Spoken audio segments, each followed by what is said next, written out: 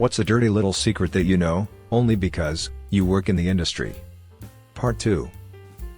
Drugs don't turn into poison the second they expire. Most medications are going to be effective for years after they expire. Manufacturers put expiry dates on their stuff to cover their assets. They have to guarantee 95% effectiveness until that date.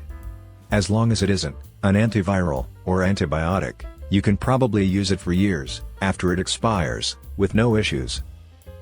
We've stopped teaching effective reading foundations in elementary school, and the next generation of workers is going to be functionally illiterate. We are moving towards a post-literacy society, because teachers don't want to risk the ire of admin or parents by teaching to standards and holding kids accountable.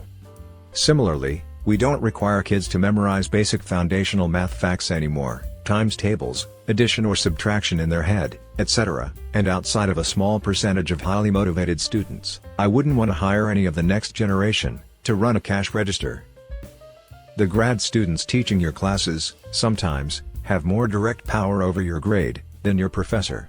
Please be nice to us. Not even to get a good grade, just please be nice to us, because we're stressed and tired. Always wash your new clothing before you wear it. Even if it looks fresh and new. It's been thrown on the floor, moved around a dusty warehouse, tried on by a sweaty post-gym person, and probably sat in a stinky, humid shipping container for 2 months. Plus, you want to wash off all the starching, finishing products, which make it look so new. I used to unbox clothes, fresh from shipment, and they would be damp. My boss told me it was something sprayed on to prevent mold growing during shipping. Also, people are disgusting. You would not believe the smell in the fitting room after some people finish trying on clothes. Wash clothes before you wear them. One time, the smell was so bad, after a woman left, I was on my hands and knees, looking for where she hid the shit she took. Called my boss in, and she said, that was just swamp crotch. The way the restaurant industry is literally run on drugs, typically cocaine, and/or amphetamines. Anthony Bourdain wrote about this extensively, and I found it to be true when I was working on a line in my 20s, but even then, I sort of assumed it was more of a city thing. I did most of my restaurant work in Toronto. Just a couple years ago, the tiny town in Ontario that my parents live in had a big local scandal when the head chef of one of the restaurants in town was arrested for cocaine possession. It's everywhere. Engagement ring business here. Oh, so many. Most natural diamonds have been in like 2 to 3 rings before they end up in yours. Rings are made with more fragile designs than they used to be, because after you get tired of it breaking or needing repairs all the time, you will buy a new ring, thus giving us more dollar. This is also why the trends nowadays lean towards dainty and minimalistic with a massive stone, because it's a ticking time bomb. This is also why a lot of jewelry stores won't stop you from getting stones that are too soft for daily wear. Looking at you, Opal. The largest diamond distributor is Walmart. Diamonds that jewelry suppliers discard for being ugly end up on James Allen and Brilliant Earth. Platinum isn't necessarily a better metal than gold, it actually has just as many, but very different, flaws. We sell it like it's better because it's much more expensive. It's against the law for a jewelry store to say something is made of diamonds and gold if it's not, but these laws do not apply to Etsy sellers. The average woman's ring size is a 6, so we sell rings at a 6.5 to 7, so we can say, oh wow, you're smaller than average, teehee. The people who beat up their rings the most are nurses, teachers, and office workers. Your loved one looks at peace in their casket, but what you don't know is, they have plastic eye caps under their eyelids that are, sometimes, not always, glued shut. There are either wires or sutures holding their mouth together, and usually some cotton and a bit of wax on the inside to form that subtle smile. There might be a styrofoam block under their back to make the positioning look more natural and comfortable. There might be styrofoam blocks under the padding to help hold their arms in position. Depending on the case, they're probably wrapped in plastic garments underneath the clothing provided. There is a lot of smoke and mirrors in preparation of a decedent. Military-grade products are made by the lowest bidder that can fake looking like they pass all of the requirements. It's funny, because that term is thrown around so much, but in reality, anyone who's ever worked for the government knows military grade just means it's shitty. I worked in the casino business. Nothing is fixed or shady, you're just going to lose over time. That's why there are no clocks in a casino. Longer playing time is the goal. If you win big, they want to keep you there. The one advantage that the player has over the house is the ability to stop while ahead. But human nature is also such that when you're ahead, you want to get more ahead. And thus, casinos rake in the cash. I have a master's degree in exercise science, and have worked in the industry for 25 years. 90% of what trainers say and do is fluff, and just used to keep you interested, and make it sound like they are worth their price. To be fair, for most people, they get a PT because they need to stay interested. So, that makes them worth the price. I've known busy PTs that outright tell their clients that too. Not disagreeing with you, just agreeing with you, in a nuanced way. Oh, completely agree. A trainer's personality and creativity is often more indicative of their success than their programming ability. I know plenty of trainers who are downright bad at the fitness aspect of their job, but they are wildly successful because they are very good with people. Don't want to name names, but I used to refurbish phones for a living. The industry is very greenwashed, and a lot of the repairs were done shoddily to sell as many phones as possible. I only buy new phones or outlet phones that only have box damage instead of any grade B, C, D phone. Now, even grade A can have everything changed to look new, but it's actually worse than B or lower. I worked at Alta Sciences for a while, a preclinical testing facility. They tested the safe dosages of meds before human trials, on rats, mice, dogs, etc. They like to say they do the best for the animals, as the necessary evil sort of situation, but the place is effing abysmal. Painting over mold, and literal shit, mold in ceilings, never fixing any machines, and just expecting people to make it work, hiding bad procedures from visitors, not firing people who straight up kick the animals because they are leads, taking away perks because higher-ups made stupid decisions, and we paid for it. IACUC, FDA, USDA, also are basically useless as well, since we got enough heads up to scramble a spit shine on the place. The stuff I reported, only one change happened, and that was cleaning the chemical barrel room. Also, trying to report these things is a pain in the ass, on top of it. Any actual fixes are the most half-assed fixes, made by someone who is not qualified in the slightest, so it's just gonna break again. There are people who genuinely want to do good by the animals, and help push research to help people, but corporate greed, combined with burnout, makes for a bad time. Also, the pay sucks. Mental health workers are often berated and treated poorly by their employer for having mental health issues. My wife is a therapist, and has her own private practice, after working in residential treatment for many years. About half of her clients are other therapists who pay her cash, because their benefits are too low to pay with insurance. She has a long waiting list, because she's really good at it. We touch your food with our hands. Yes, we do wash our hands. People wear gloves, because they think it protects them from the food. They don't wash their hands, just wear gloves for an entire 12-hour shift. I saw a 7-Eleven worker who was buttering the rolls with latex gloves on.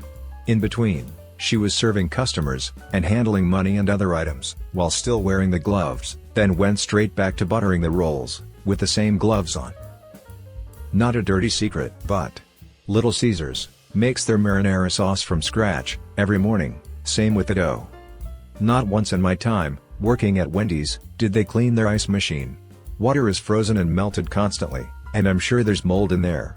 Most fast food restaurants all suffer this problem. When I worked at Burger King in my small town, they cleaned the ice machine a lot. They were very good about cleaning properly. Ordering books directly from the publisher does not guarantee you will get them faster than ordering from a book retailer. We can't compete with Amazon. Amazon has ruined people's expectations for shipped goods. I do e-commerce websites, and a client called me because they wanted me to change the language on all their listings from usually ships in 1 to 2 business days, because they were getting bad reviews from people who weren't receiving their order in 1 to 2 days. This was despite the fact that an ETA is given at checkout based on the carrier's API. Just remove it. Don't say anything, they said. Then conversions dropped, and I had to deal with that mess. When you order something, and it goes through conveyor belts and chutes.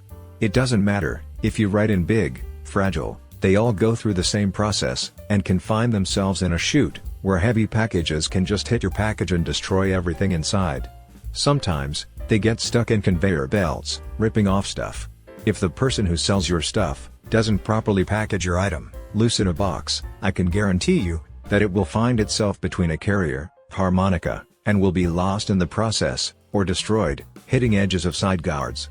Usually in the morning shift, we have people going over all the sorters to find lost packages in nets.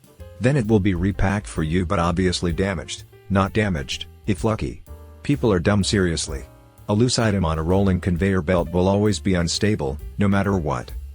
I worked at sorting center, and we were moving to a bigger building. While deconstructing the sorters and conveyors, we kept finding ancient packages in the strangest locations. Management took them away and opened them, to divide among themselves. I knew someone that worked at a UPS hub. He said, almost every fragile box they seen, you could shake it and it already sounded broken. Also had another friend ship a car audio battery, double layer MDF. He took pics, and bought the shipping insurance. It arrived broken. He won the claim, only because he had pictures. I worked as a pharmacy tech for a while. If you don't have insurance, and need meds, take the script to a high-volume pharmacy, avoid small pharmacies. The reason being, larger pharmacies order their meds in bulk, and get a discount. When they sell them to you for cash price, it will be cheaper than buying it from a small pharmacy that pays much more, and puts a markup on the price, to make a profit. I'm a pharmacist. This is not always true. I worked at an independent for years, and would always take care of my cash-paying patients. We always beat big box stores in order to compete. There are variations in acquisition cost, but oftentimes, it's a matter of 5 to 20%. On a $10 drug, that's maybe half a dollar to $2, but the big box stores will mark the patient price up 30 to 1000%, costing the patient more. Always shop. Maybe not a dirty secret, but I work in the VFX industry, and was shocked when I first learned how much beauty work is done on actresses. All those famous middle-aged, and older, women, that have aged so well. Yeah, we've gone in, and removed their wrinkles, crow's feet, saggy neck, etc. Removing acne and acne scars from young performers was also a common occurrence. No wonder women and girls struggle so much with body image. The zero-tolerance policy for bullying at your child's school means nothing. The bully has as many rights as their victims, if not more. Teach your kids to fight back. So true. After my second grader son's multiple injury days, and being called a tattletale by playground monitors, I taught him to fight back, but to make sure the bully hit him first. Soon afterward, I got a call at work saying he was in detention for fighting. I asked who hit first, and when they said it was the other kid, I told them great. Detention is fine, but after work, we would go out for a banana split to celebrate, since he protected himself after they failed to protect him. Most applications would collapse if one mid-level developer, who doesn't like job hunting, left. I know a major, everyone knows them, US company, where a very mission-critical app is maintained by a single solitary developer. All the others have retired. If he leaves, I can't imagine what the company would do. Got a friend that was told if he went on vacation he'd be trouble. He said if he wasn't allowed to go, then he quit. They quickly allowed him to work during his vacation, which he wanted to do anyway. He moved halfway across country to work at home, before COVID, with little pushback. He said that when other senior developers retired or left the company it always caused major problems, because no one documented their code. I asked, what happened when he retired? Nothing, I document my code. The company on the other hand, is absolutely terrified of losing him and some other senior developers, so they give stock bonus every year that vest in X years. Flexible work schedule. Great bonuses besides the stocks. As a former waiter, have you really not been helped yet? Wow, I am so sorry, I'll take care of you, even though this isn't my section, means I completely forgot which tables are in my section, and was just made aware this is one of them. I'm okay with that. Waiters are allowed to be human. I just wish the world was relaxed enough where we could all just be honest about making a mistake without receiving negative consequences. Ex-waiter here. 10 years out, and I still have waiter nightmares. I would have to walk through an awful co-worker's station, very fast, with my eyes focused on something far on the other side of the room, to pretend not to see all of the tables, trying to flag me down for help. Excuse me. Excuse me. Nope. This isn't a pooled house. It's not my fault, Mike's an alcoholic. I recently bought Bose headphones for $300, using most of my tax refund. It was a splurge. The right one didn't hold a charge past 20%, so I got on a chat with a support specialist, and answered the dumb, obvious questions, until he finally said he'd file a replacement ticket. I did not receive the email, with the return label, and shipping info, so I called a few days later, and spoke to another person going through the whole process again. Still didn't get an email, even after confirming it was correct twice, with the person on the phone. Yesterday, I got on a chat again, and pasted the original convo I had with the first person, into this new chat window and said, I'm pretty confident you all are stalling in the hopes that I let this go, but you're a fool if you think I'm gonna eat a faulty $300 product, he said, haha, fair enough, and immediately sent the email. More and more these days, customer service is designed to inconvenience you, until you give up. It's shitification incarnate. I don't anymore, but I did quality assurance, for Sony, for about 8 years.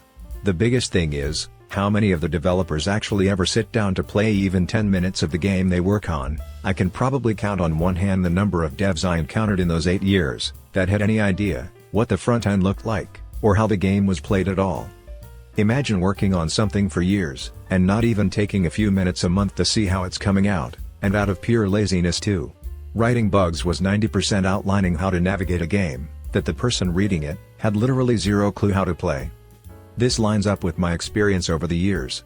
I began in the field as a contracted QA tester over a decade ago, and I was actually astonished to see how prevalent this is. Not only that, but I am consistently amazed by how few people in the industry can be bothered to write a bug in the first place. The amount of people I have heard say, QA can log it, rather than just putting the bug in themselves, it is infuriating beyond measure. And don't get me started on developers, who don't even understand the regression phase of testing. Just because you submitted a fix, doesn't mean it worked, but the expectation is that you at least did a bare minimum test before submitting it to main. And yet, the people who fix the medical equipment, that treat and monitor you when in the hospital, don't always know what they are doing. Without going into too much detail, I have some skin in the game with this sort of, haha. We service the delivery systems in hospitals, and our biggest competitor basically falsifies reports. They barely do what they say they're doing, and it's kind of terrifying. We've gained multiple major hospitals who caught on to them. Very freaky that these people are getting paid to let vital equipment fail. Very happy that we have them now, and they're in much better hands. Only issue is, we get flipped out on when we come in and tell them they have hundreds of thousands of dollars worth of work that needs to be done, because the last company lied. At least I know which hospitals take care of their shit. Ha.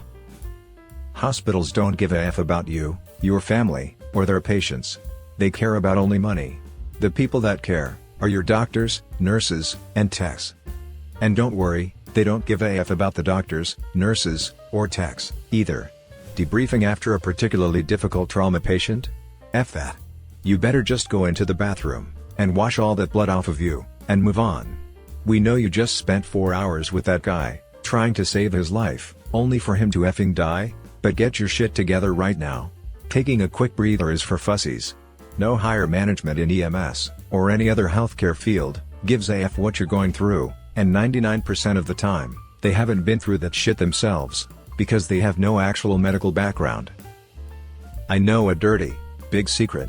The company I used to work for owns a food production/processing plant in Bridgeton, Missouri. It's right near St. Louis. They're a private label product for some of the biggest food names in the US, so you wouldn't know who they are, necessarily.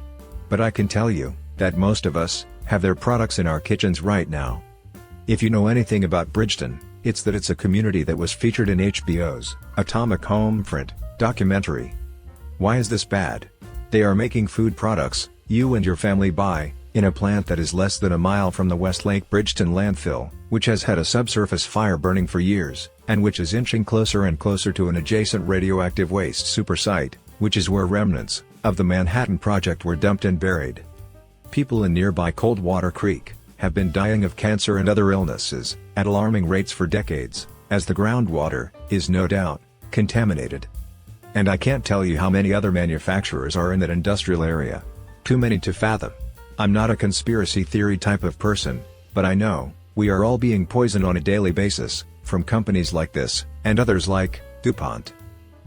As a graphic designer, working in print and production, there are certain jobs that take minutes to set up, but will still cost a couple hundred or thousands of dollars. Anyone could do it if they took the time to learn the tools. However, there are certain jobs like setting up car wraps or signs that make me confident AI will not replace me anytime soon. Side note, when talking to a designer about a design you want, the phrase, "make it pop," means absolutely nothing to us, and you will be mocked relentlessly if you say it. I'm a television editor. It's 90% produced. Even nature documentaries. Got a shot of an alligator eating a fish from a stream, look upstream a little bit, and you'll see a producer dropping dead fish right in his path.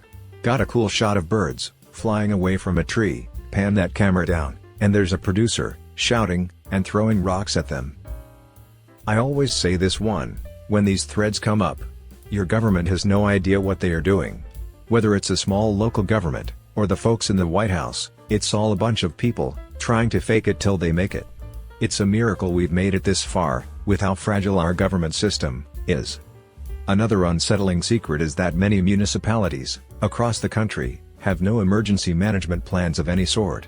So, if there's a natural disaster, they have to scramble to get things in order. Former Uber/Lyft driver here.